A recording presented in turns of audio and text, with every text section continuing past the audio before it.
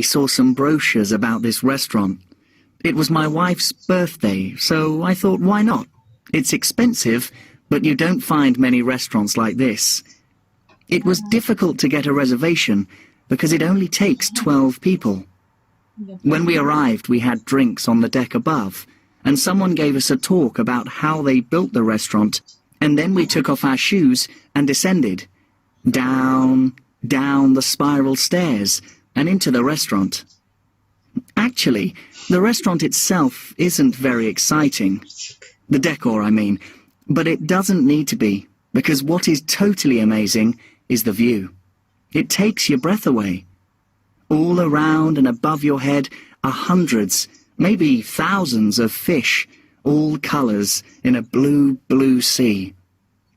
I was sitting opposite my wife when a turtle appeared just behind her head.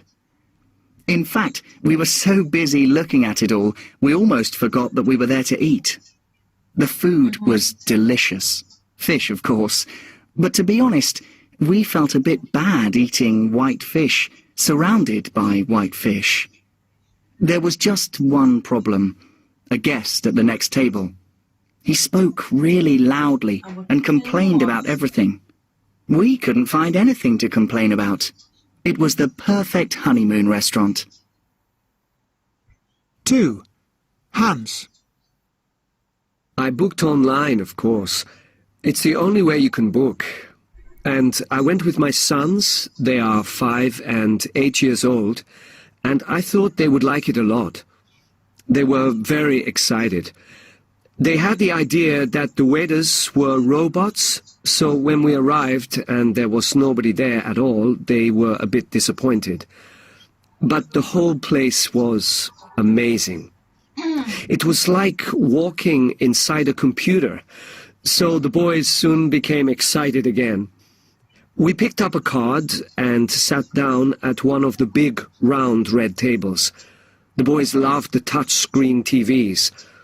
They got the idea immediately and started choosing food from the pictures.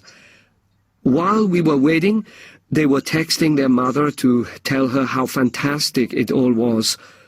In just a few minutes, pots with our meals inside came flying down the spiral tubing in the middle of the table. The boys couldn't believe it. They were shouting with excitement. We all had steak and salad, and then the boys had baked bananas with ice cream and chocolate. It was delicious. There was an older lady sitting next to us. She was a bit confused, so we helped her. She said, "I think this is more for young people than people my age." Maybe she's right. 3. Lucy. I was hungry when I arrived at the restaurant, but when I saw the crane, I forgot about being hungry. I was so frightened.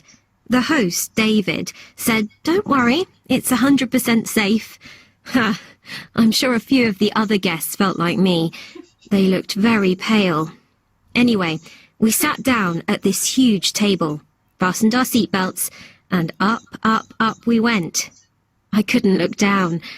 Everyone was saying, "What a wonderful view!" But I just couldn't look.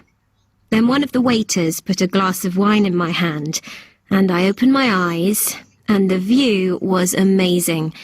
People were waving to us from the ground. They probably thought we were mad. The weather was perfect, thank goodness, just a little breeze. I began to enjoy it. The other guests were all great fun. I didn't know anyone at the start, but I soon made some friends, and the food was good too, especially the prawns. The chef cooked them in front of us on a tiny cooker. But best of all was at the end, when everybody learnt my name, they started singing "Lucy in the Sky with Diamonds." No diamonds, but I was certainly in the sky. I was quite sorry when we came down to earth again. Tape script.